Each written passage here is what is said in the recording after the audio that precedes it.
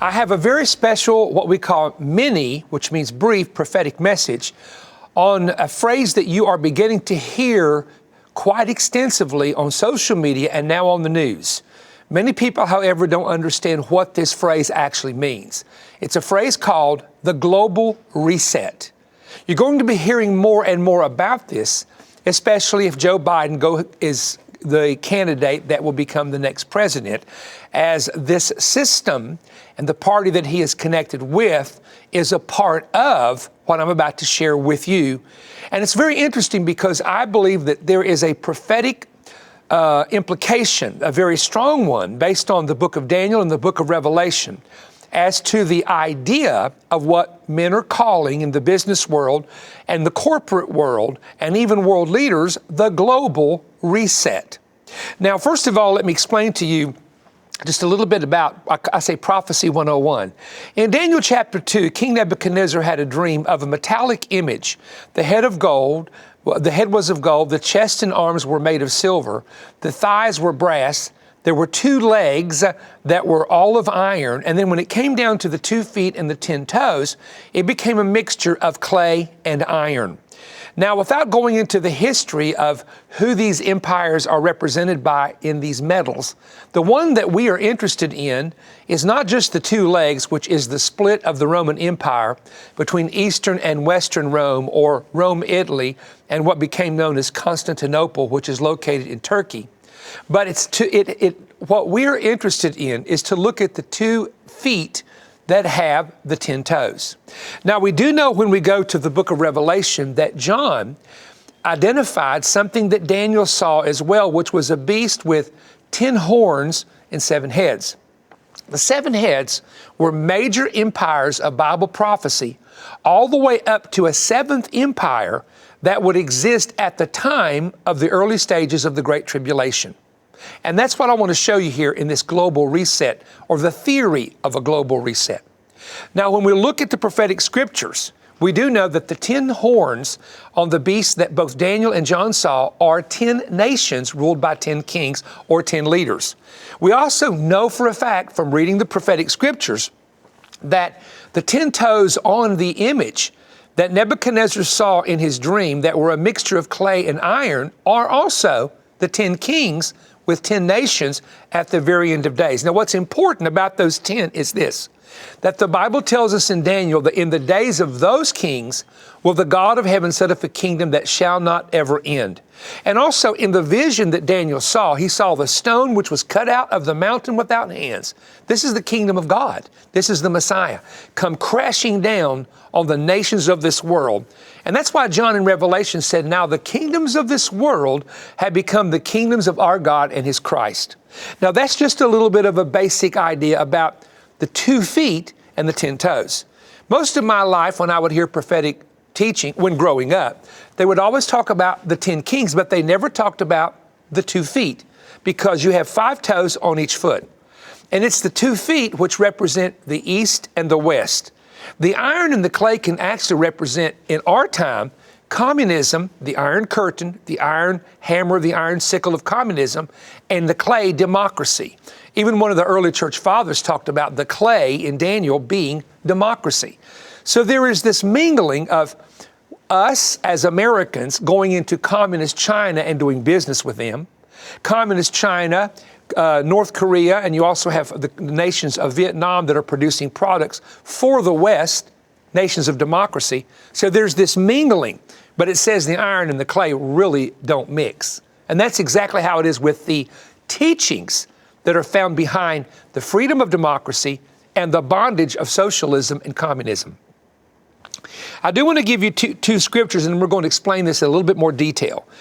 This is John's vision in chapter 17, 12 through 13 in the Apocalypse. The 10 horns which you saw are 10 kings that have received no kingdom as yet, meaning at the time they exist, but they've not formed a kingdom. But they receive authority for 1 hour with the beast. The beast is the Antichrist. So whoever these 10 nations or 10 kings are, they could be existing right now. They have not received a kingdom, meaning a united front kingdom, a coalition of joining together as one, and will not receive it until the rise of the Antichrist actually takes place. Although, John says, They were existing in his vision. And of course, his vision was referring to the future, not something happening back in his day. Revelation 9:11. I'm sorry, that's a misprint on my part. It's Revelation chapter, I believe, 17, verse 11. Here is the mind which has wisdom. The 7 heads are 7 mountains on which the woman sits. There are also 7 kings. 5 are fallen.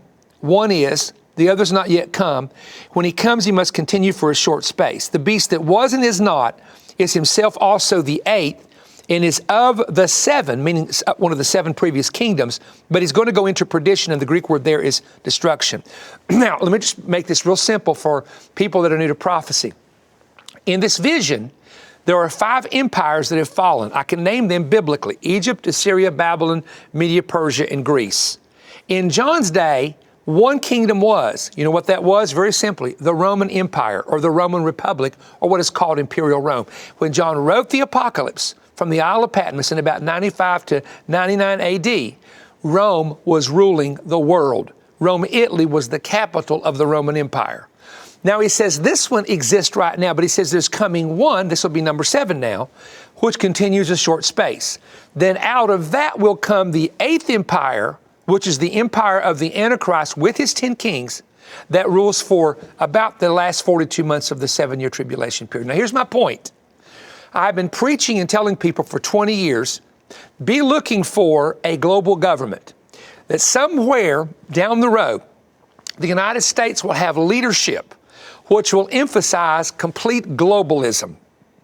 It's possible the United States will be put under a global tax. It's possible the United States will have gun laws passed that are more like Europe has.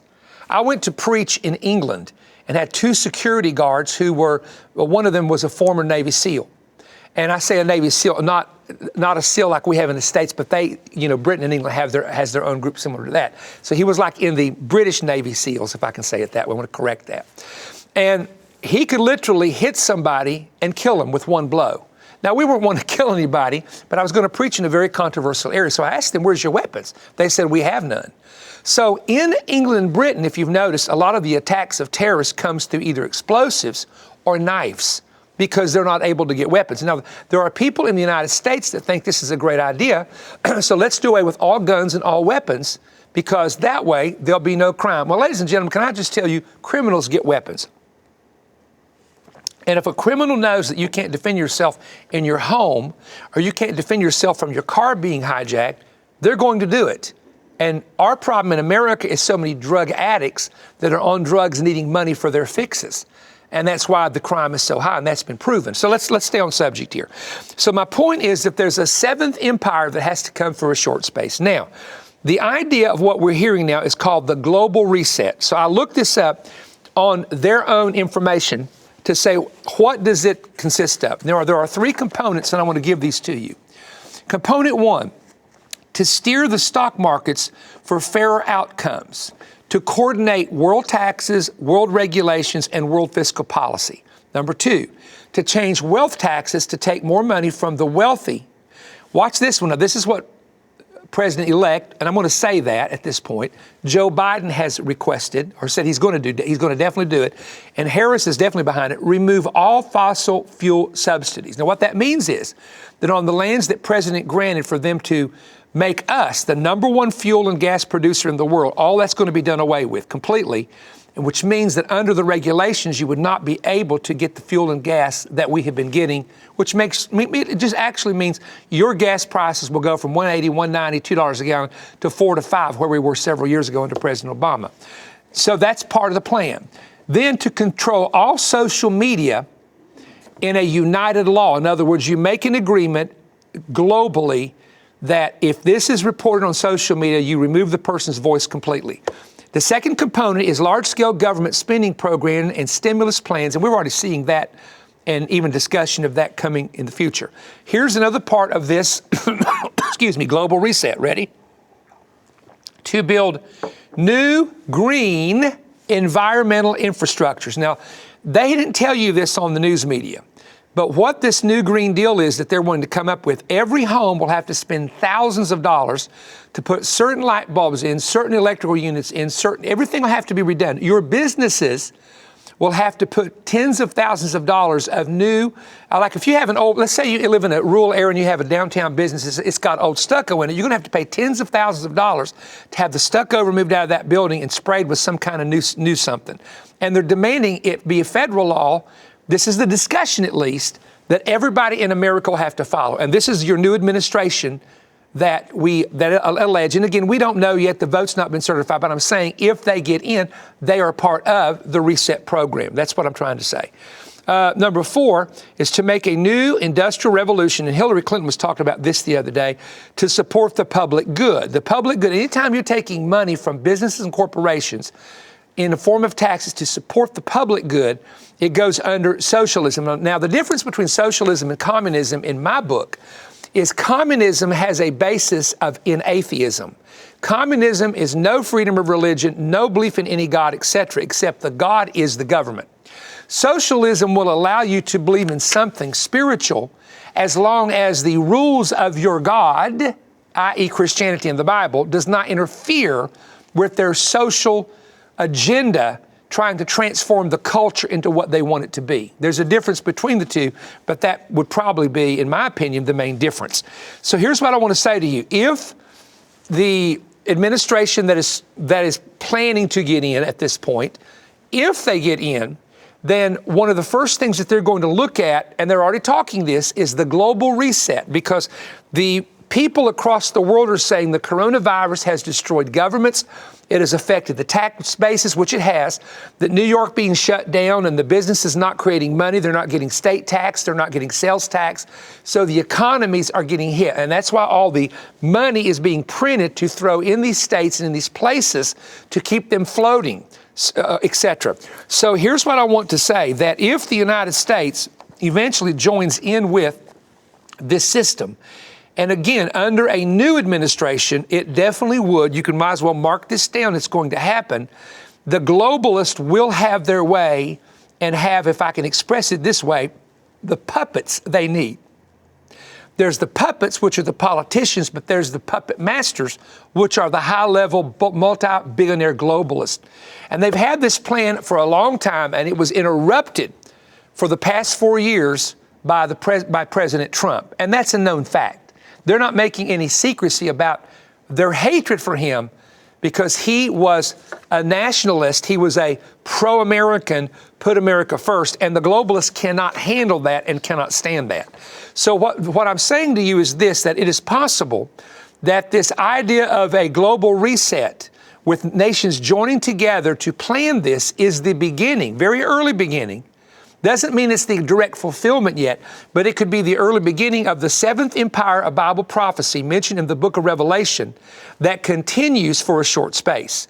It's really interesting that several years ago, before any of this ever came up, I wrote a book on the eighth empire, which would be the Antichrist empire, but I explained to people about the seventh empire, which was this global system that would continue a short space. So a lot of what we're seeing has to do with this. Where are we really at in Bible prophecy? I can give you my theory and my idea and the possibilities, but only one person knows where we're actually at, and only one person knows where this is going to head, and that's God himself. But believe me, if God spoke it, if he predicted it through the prophets, it's going to come to pass. I hope that you'll get my new book, The Final Ciphers, and we only have a few of the Eighth Kingdom books left because we've been offering them over the years and people have really kind of swallowed them up to study, have an in-depth prophecy study. But I thank you for joining me on YouTube. You must subscribe to our station because there's so many things, our channel I should say, there are so many things that we're going to present to you in the future. And I'm saving a really big one to January 21st. Now, I want you to remember that. This is major. This will be one of the heaviest things that we've ever taught if things go a certain way. So stay in touch with us, and we hope to maybe somewhere in the future see you in one of our events here in town or a meeting perhaps where we're ministering in your area. Thank you so much. God bless you. Click the like button and subscribe to this channel and never miss a video by clicking the bell to get the alerts when a new video is posted. This YouTube channel is made possible by your generous donations. So to support our outreach of teaching, visit perrystone.org/YT.